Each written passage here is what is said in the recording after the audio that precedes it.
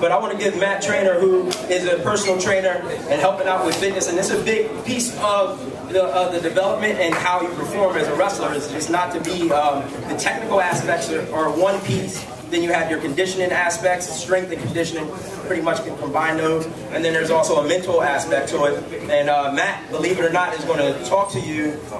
He's going to talk to you a little bit about when this guy who is perceived as cocky by many, and I'm the first to tell you that the man is just not cocky at all. He understands what he can do, but he's not cocky. But this man's going to tell you there was a moment in JB's career or in his life where he wasn't as confident. And Matt will talk a little bit about that. Well, hello everybody. I don't know where I stand for all this, but first and foremost, I've known this guy since I was 5 years old, so it's a really special moment, and Vince too, so wherever he is. I've known these guys my whole life. First and foremost, GOLD. The acronym for GOLD is generating our loving destiny. You know, I think that's so profound when you think about it, generating our loving destiny. And as you watch them excel and grow, each and every day, every practice, everything that he ever did, always generated his loving destiny in that. And that's why he ultimately gets the gold, right? And not just the medal, but in life. You know, generating your loving destiny every day. I challenge all of you. How can we do a better job of generating our loving destiny? 2 quick stories about Jordan. Number 1, I don't even think we were in high school yet. And my sister, we was Kingsway, right? You said. Kingsway, we went to Kingsway dual meet, and on the way there, were you in the car too? My sister just started driving him. She took my dad's car, and it was a black Intrepid at the time, and my man was probably like 90 pounds at the time, because that's how he was little growing up. And we were stopped at a stoplight. You were there for that? We stopped at a stoplight, and he had these Timbs on. He got out of the car from the window and got on the roof of the car and started dancing like this, right at the stoplight. And then he got back in, and then we went further down the road and he did it again.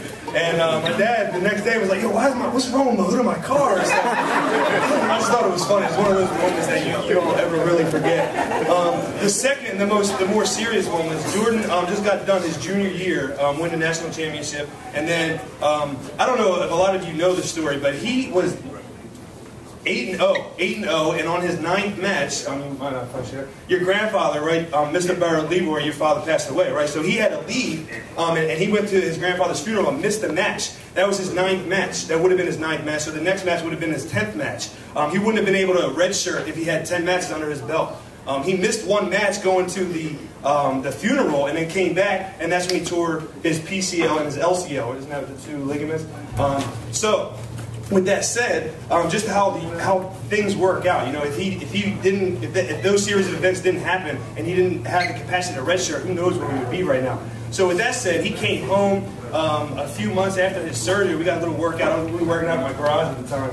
And got a little workout in, and he was down. He was uncertain. He's like, yo, I don't know if I'm ever going to be the same. And, you know, really contemplating where he was in life, you know, because once you reach a certain level, you know, and then you, like I said in the one video, and your leg is taken out from under you, you know, that's kind of a joke. You know, it was literally his leg, but, you know, you get something taken from you like that, you know. Yeah, there you go. It's okay to laugh. You instantly start challenging yourself and say, wow, you know, here I was.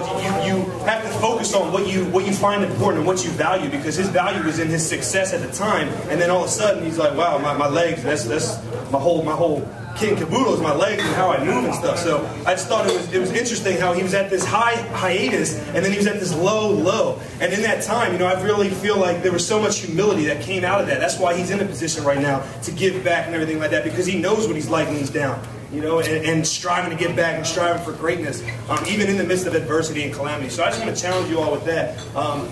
When it came to that, it came to change. You know, and change is constantly having a new growth experience. You know, I told some people earlier to bring the notebooks. That's an acronym, change. Constantly having a new growth experience.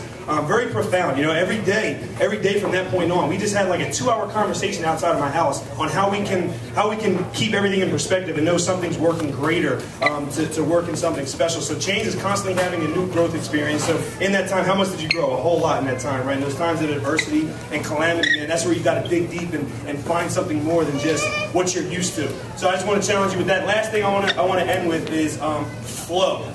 You know, people say, oh man, I got my flow, I got my flow. Flow is finding limitless opportunities within. You know, when you go through all this, he had to find his flow. He had to find those limitless opportunities within, because the external world can only give you so much. So I want to challenge you. What can you do each and every day to find your flow? Find those limitless opportunities within to become something greater, because when you become great on the inside, you can become great on the outside. So I just want to challenge you with that. And I thank the Lord for allowing me to be here right now. That's it. Thank you.